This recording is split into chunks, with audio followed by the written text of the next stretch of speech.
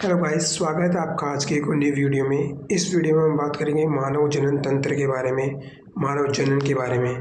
तो let's start the video. सबसे पहले बात करते हैं कि मानव जनन क्या होता है, किसे कहते हैं मानव जनन, किसे कहते हैं मानव जनन। तो मनुष्य जो होता है वो एक लिंगी प्राणी होता है। क्या होता है मनुष्य, क्या होता है एक लिंगी प्राणी होता है जिसमें नर जनन तंत्र यानी अलग एक नर जनन तंत्र अलग जीव में पाया जाता है, तरह मादा जनन तंत्र जो होता है अलग जीव में पाया जाता है। मेल के पास क्या होता है नर जनन तंत्र होता है, नर के पास नर जनन तंत्र होता है, फीमेल के पास उसका फीमेल जनन तंत्र होता है, मादा जनन तंत्र होता है। मतलब दोनों जो जनन है तंत्र है वो अलग अलग शरीर में पाया जाता है, इसलिए क्या बोला जाता है, इसे एक लिंगी प्राणी बोला जाता है। और द्विलिंगी में क्या होता है कि दोनों अगर जनन तंत्र वो एक ही जीव में पाए जा रहे हैं ना, तो इसे हम द्विलिंगी के नाम से जानते हैं। सेकेंड लाइन की बात करते हैं। नर जनन तंत्र यानी मेल में पाया जाता है। नर जनन तंत्र कहाँ पाया जाता है, मेल में। और नर जनन तंत्र में नर युग्मक होते हैं यानी शुक्राणु स्पर्म का निर्माण होता है। नर जनन तंत्र में किसका निर्माण होता है, स्पर्म शुक्राणु का क्या होता है निर्माण होता है। इसके बाद बात करें मादा जनन तंत्र यानी फीमेल में पाया जाता है। मतलब मादा जनन तंत्र किस में पाया जाता है, फीमेल पाया जाता है। और वहाँ पर मादा जनन तंत्र में मादा युग्मक लाइक ओवम अंडाणु का क्या होता है निर्माण होता है। उसके बाद हम बात करें कि नर जनन तंत्र ह्यूमन रिप्रोडक्टिव सिस्टम कहते किससे है, तो वे अंग जो मानव जनन के सहायक होते हैं, मतलब मानव जनन में सहायक होते हैं ना, उन्हें हम क्या बोलते हैं, मानव जनन तंत्र बोला जाता है। मानव जनन तंत्र कहलाते हैं जिन्हें निम्नलिखित दो भागों में बांटा गया है। एक होता है प्राथमिक जनन तंत्र, प्राइमरी रिप्रोडक्टिव ऑर्गन्स, जिसमें क्या होता है नर मुख्य जननांग, इसमें क्या होते हैं वृषण होते हैं। हमारे अंदर जो मुख्य जनन अंग होते हैं, जो सबसे मेन होते हैं, वो क्या होता है वृषण होते हैं, जिनमें क्या होता है स्पर्म का निर्माण होता है, जिससे क्या होता है स्पर्म बनते हैं ना। मतलब वृषण में क्या होता है स्पर्म बनते हैं ना। और मादा की बात करें तो उसमें मुख्य जनन अंग जो होता है, मेन रिप्रोडक्टिव जो ऑर्गन होता है, वो क्या होता है अंडाशय होता है, ओवेरी होता है, जिसमें क्या होते हैं अंडाणु बनते हैं ना। तो ये दो कि नर में अगर पूछ लिया आपसे कि मुख्य जनन अंग कौन सा होता है, वृषण होता है, वो तो है ना वृषण बता देना। और अगर मादा में मुख्य जनन अंग पूछे तो अंडाशय बता देना। वृषण में स्पर्म बनता है और जो अंडाशय है उसमें क्या होता है अंडाणु बनते हैं। अब बात करते हैं द्वितीय जनन अंग की, सेकेंडरी रिप्रोडक्टिव ऑर्गन क्या होते हैं। तो इसमें क्या होता है कि वे होते हैं, ये देखो प्राइमरी रिप्रोडक्टिव ऑर्गन तो वे होते हैं जहाँ पर गैमेट का निर्माण होता है, युग्मक बनते हैं। और सेकेंडरी रिप्रोडक्टिव ऑर्गन वे होते हैं जहाँ से गैमेट का ट्रांसफ़र होता है, जिस पाथवे से गैमेट का ट्रांसफ़र होता है ना, उसे हम द्वितीय जनन अंग के नाम से जाना जाता है। अब नर में कौन कौन से द्वितीय जनन अंग होते हैं, जैसे वृषणकोश हो गया, स्क्रोटम जिसे बोला जाता है, अधिवृषण हो गया, शुक्रवाहिनी हो गई, शुक्राशय हो गया, शिश्न हो गया, प्रोस्टेट ग्रंथियाँ हो गई, काउपर ग्रंथियाँ हो गई। ये सब क्या होते हैं द्वितीय सहायक जनन अंगों में आते हैं। अभी क्या होती है, कैसी दिखती है, वो भी आगे हम डिटेल में बात करेंगे इसके डायग्राम से। उसी प्रकार मादा में भी सहायक ग्रंथियाँ होती है, सहायक अंग होते हैं, जैसे गर्भाशय हो गया, अंडवाहिनी फैलोपियन ट्यूब जिसे बोला जाता है, जो कितनी होती है एक पेयर होती है, योनि हो गया है ना, भग हो गया, स्तन हो गया, ग्रंथियाँ ये आदि हो गई। ये क्या होती है सहायक अंग होते हैं इन फीमेल्स में। तो अगर आपसे पूछे कि सहायक अंग कौन कौन से होते हैं, तो मेल में तो आप ऊपर वाले बता देना और फीमेल में आप नीचे वाले बता देना। इसके बाद हम बात करते हैं नर जनन तंत्र के बारे में, मेल रिप्रोडक्टिव सिस्टम। किसके बारे में बात करें, इसमें मेल रिप्रोडक्टिव सिस्टम के बारे में हम बात कर रहे हैं। बेसिकली क्या है मेल रिप्रोडक्टिव सिस्टम, परिभाषा की बात करें, नर में विभिन्न अंग जैसे वृषण हो गया, सहायक नलिकाएं व ग्रंथियों के समूह जो नर युग्मक को बनाते हैं। नर जनन तंत्र मतलब जो नर युग्मक बनाते हैं ना, वही क्या है नर जनन तंत्र, जहाँ पर मेल के जो स्पर्म का निर्माण होता है ना, जो मेल गैमेट बनते हैं है ना, उसमें क्या होता है वो सिस्टम, यहाँ पर मेल गैमेट का निर्माण होता है, वह तंत्र जहाँ पर नर जनन अंग बनते हैं, नर युग्मक बनते हैं, उसे क्या बोलते हैं आप नर जनन तंत्र के नाम से जानते हैं। नर जनन तंत्र के भी कुछ भाग होते हैं, जैसे कुछ सहायक अंग होते हैं, कुछ सहायक अंग होते हैं और कुछ सहायक ग्रंथियाँ होती है। सहायक अंग कौन से होते हैं, जैसे वृषण होता है, ये सहायक अंग नहीं है।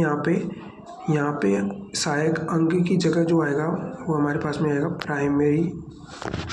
प्राथमिक जनन अंग, इसकी जगह प्राथमिक जनन अंग कर देना, जो कौन होता है वृषण होता है। जबकि सहायक जनन अंग में अर्धिवृषण हो गया, शुक्राशय वाहक, शुक्रवाहक नलिकाएं होगी, स्तन स्खलन नलिका हो गई, वृषणकोश शिशन हो गया, शुक्राशय हो गया, ये होते हैं। जबकि सहायक ग्रंथि में प्रोस्टेट हो गया, काउपर ग्रंथि हो गई, बल्बोइथ्रियल ग्रंथि हो गई। बल्बोइथ्रियल को काउपर के नाम जाना जाता है ना। अब आगे बात करते हैं कि नर जनन तंत्र की रचना कैसी होती है, कैसे दिखता है एक नर जनन तंत्र, उसके बारे में बात करते हैं। देखो ये क्या है, एक नर जनन तंत्र की स्ट्रक्चर है जिसमें सबसे पहले जो ये सैक होता है दैट इज कॉल्ड मूत्राशय बोला जाता है।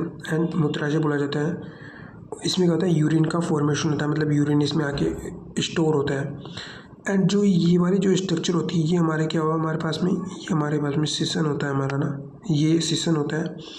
एंड ये जो सिसन से ये जो होते हैं हमारे पास में दो क्या होते हैं, दो इधर साइड में होते हैं टेस्टिस होते हैं। अब टेस्टिस होते हैं और ये जो होती है शुक्रवाहक नलिका होती है, शुक्रवाहक नलिका होती है। यहाँ पर क्या होती है, हमारी प्रोस्टेट ग्रंथि होती है यहाँ पर। एंड इसके बाद में ये प्रोस्टेट से यूरिन जो होता है वो इसके थ्रू जो होता है नीचे की साइड आता है। किस में आता है हमारे पास में, इस यूरिथ्रा में, मतलब इस जो इस सेशन है ना उसमें आता है। और यहाँ पर एक छिद्र होता है, इस छिद्र को बोला जाता है यूरिथ्रल मीएटस के नाम से जाना जाता है, जिसके थ्रू यूरिन को बाहर की ओर निकाल दिया जाता है। उसके बाद हम बात करते हैं हम कि जैसे वृषण कहाँ होता है, ये जो हमारे वृषण है वो कहाँ होते हैं, वृषण एक पाउच में होते हैं और इस पाउच को बोला जाता है स्क्रोटम। स्क्रोटम बोला जाता है, क्या बोला जाता है, स्क्रोटम बोला जाता है। वृषण कोष जिसे बोल सकते हैं वृषण कोष बोला जाता है, वृषण कोष के नाम जाता है। क्यों होते हैं वृषण कोष इस पाउच में, क्योंकि देखो जो नॉर्मल बॉडी टेम्परेचर होता है वो 37 डिग्री सेल्सियस होता है और स्पर्म निर्माण करने के लिए जो बॉडी टेम्परेचर होता है उसका दो ये बोल सकते हैं 2.5 डिग्री सेल्सियस जो होता है लो टेम्परेचर रिक्वायर्ड होता है। इसलिए जो वृषण होते हैं कहाँ पर होता है, वृषण कोष में होते हैं, बाहर की ओर स्थित होते हैं। इसके बाद बात करते हैं, अब हम जो मुख्य प्राथमिक जनन अंग है जैसे वृषण है उसके बारे में बताते हैं। तो वृषण क्या है, व्हाट इज टेस्टिस, टेस्टिस क्या है। पुरुषों में एक जोड़ी वृषण मतलब टेस्टिस होते हैं जो उदर गुहा से बाहर एक थैलीनुमा संरचना में पाया जाता है, जिसे वृषण कोष स्क्रोटम बोला जाता है। स्क्रोटम में क्या पाया जाता है, वृषण पाया जाता है। वृषण का और क्यों पाए जाते हैं अभी बताया, क्योंकि स्पर्म निर्माण के लिए क्या होता है कि बॉडी टेम्परेचर जो 37 डिग्री सेल्सियस होता है 98.6 फ़ारेनहाइट होता है, इस टेम्परेचर से 2 या 2.5 डिग्री जो होता है टेम्परेचर कम चाहिए, तभी क्या होते हैं स्पर्म का निर्माण हो सकता है। इसलिए होता है वृषण कोष में होते हैं वृषण। वृषण एक अंडाकार 4 से 5 सेंटीमीटर लंबा और 2 से 3 सेंटीमीटर चौड़ा होता है। यह बाहर से 2 झिल्लियों से घिरा होता है। आंतरिक झिल्ली वृषण के अंदर अंतर्वलित होकर 250 से 300 के समथिंग क्या होता है कोष्ठों का निर्माण करती है, जिससे वृषण पालिया के नाम से जाना जाता है। अब ये देख लो, ये एक टेस्टिस को जूम करके बताया गया है कि एक टेस्टिस कैसा दिखाई देगा, वृषण कैसा दिखाई देता है। ये पूरा वृषण की स्ट्रक्चर है, ये पूरी क्या है वृषण की स्ट्रक्चर है। इसमें क्या होता है, ये हमारे पास में क्या होता है, हमारे पास में एपिडाइमस मतलब अधिवृषण हो गया है, ये क्या होता है अधिवृषण हो गया। और ये हमारे वृषण कोष्ठ होते हैं। तो इस ये वृषण कोष्ठ होती है, ये 2-2 के पैर में भी हो सकते हैं, 3-3 के पैर में हो सकते हैं। देखो यहाँ पे 3 के पैर में, 2 के पैर में, 3 के पैर में, ऐसे हो सकते हैं। अभी कितने होते हैं, तो 250 से लेकर 300 तक एक वृषण में हो सकते हैं ये। और ये सारे मिलकर यहाँ एक जालनुमा संरचना का निर्माण करते हैं, जिसे बोला जाता है वृषण जालक के नाम से जाना जाता है, वृषण जालक के नाम से जाना जाता है। इसके बाद में इसमें क्या होता है, 2 लेयर पाई जाती है। क्या पाई जाती है, इसमें 2 लेयर पाई जाती है। एक लेयर ये होती है जिसे ट्यूनिका वेजाइनलिस के नाम से जाना जाता है, और जो अंदर वाली होती है उसे ट्यूनिका एल्बुजिनिया के नाम से जाना जाता है। ट्यूनिका एल्बुजिनिया और ट्यूनिका वेजाइनलिस, वेजाइनलिस बाहर वाली लेयर होती है और जो एल्बुजिनिया होती है वो क्या होती है अंदर वाली लेयर होती है। इसके बाद में हम बात करेंगे शुक्रजनक नलिका की आंतरिक संरचना क्या होती है, तो इसके बारे में हम डिटेल से नेक्स्ट वीडियो में बात करेंगे। आज की वीडियो में इतना ही।